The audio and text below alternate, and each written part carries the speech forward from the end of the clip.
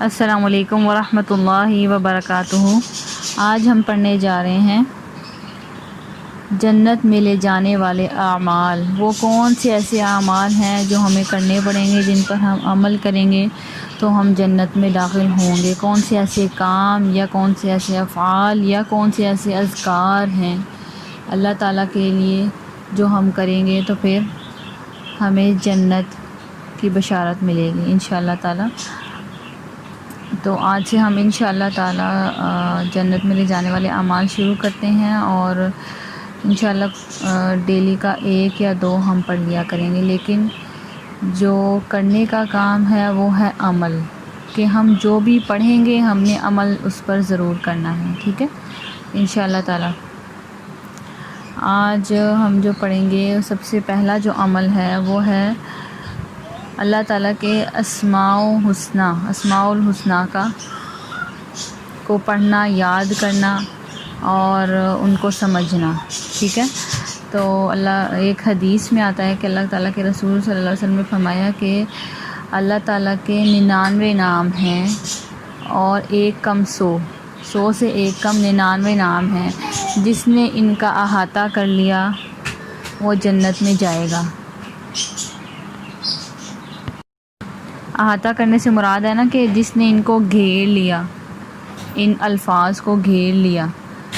یا اور عربک میں جو ورڈ آتا ہے نا وہ آتا ہے احصا، یعنی جس نے ان کو مکمل طور پر سمجھ لیا، ٹھیک ہے۔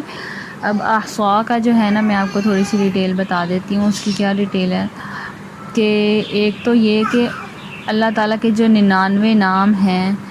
ان کو ہم نے شمار کرنا ہے، یعنی ان سب کو ہم نے شمار کرنا ہے، ان میں سے کسی ایک کو بھی ہم چھوڑ نہیں سکتے، یا ان میں سے کچھ کو مانیں اور کچھ کو نہ مانیں، ٹھیک ہے، یا کچھ خاص اسپیسیفک نیمز کو لے کے اور ہم اس سے دعا مانگیں۔ جیسے اگر کچھ لوگ ہوتے ہیں کہ رزق کی کمی کے لیے پڑھ یا رزاق یا رزاق یا رزاق، خالی اس کو ہی پڑھ کے،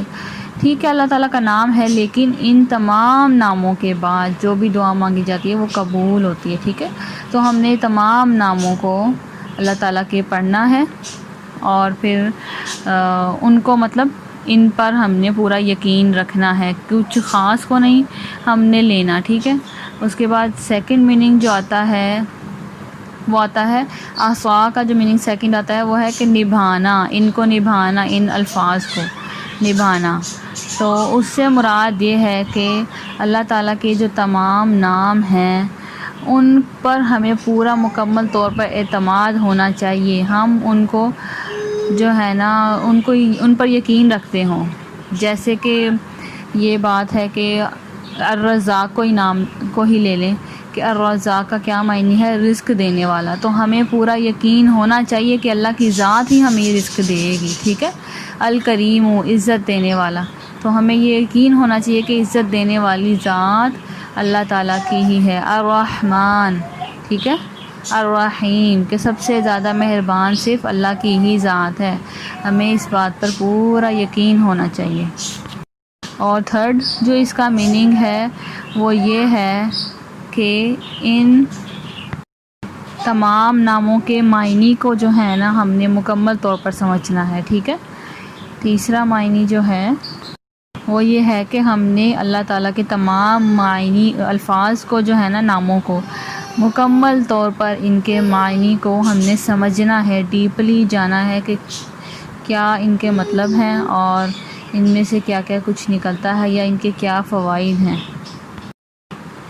تو اللہ تعالیٰ ہمیں ان سب کو، اور بلکہ سب کو ہی نا ان تمام ناموں کو یاد کر لینا چاہیے، ٹھیک ہے، اور ان ناموں کو پڑھ کے جو بھی دعا مانگی جاتی ہے وہ قبول ہوتی ہے، ٹھیک ہے۔ آپ نماز پڑھتے ہیں، نماز پڑھنے کے بعد اللہ تعالیٰ کی تعریف حمد و ثنا بیان کر کے درود شریف پڑھ کے اس کے بعد آپ یہ نام، بلکہ آپ شروع میں یہ نام پڑھ لیں۔ جب نماز پڑھتے ہیں تو نماز کے بعد جب آپ دعا مانگتے ہیں تو دعا مانگتے سے پہلے آپ اللہ تعالیٰ کے نام یہ سارے پڑھیں، پھر اللہ کے رسول پر درود شریف بھیجیں، پھر آپ جو دعا مانگیں گے انشاءاللہ تعالیٰ وہ دعا آپ کی قبول ہوگی۔ آج کے لیے اتنا ہی کافی ہے۔ تو آپ لوگوں نے اب ان تمام ناموں کو ٹھیک ہے کوشش کر کے یاد کر لینا، ٹھیک ہے، اور اگر نہیں یاد کر سکتے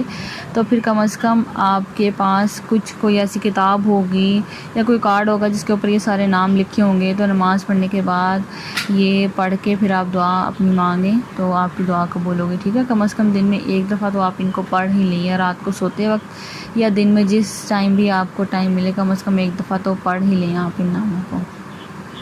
سبحانک اللہم و بحمدک اشہد ان لا الہ الا انت استغفرک و اتوب الیک۔ السلام علیکم ورحمۃ اللہ وبرکاتہ۔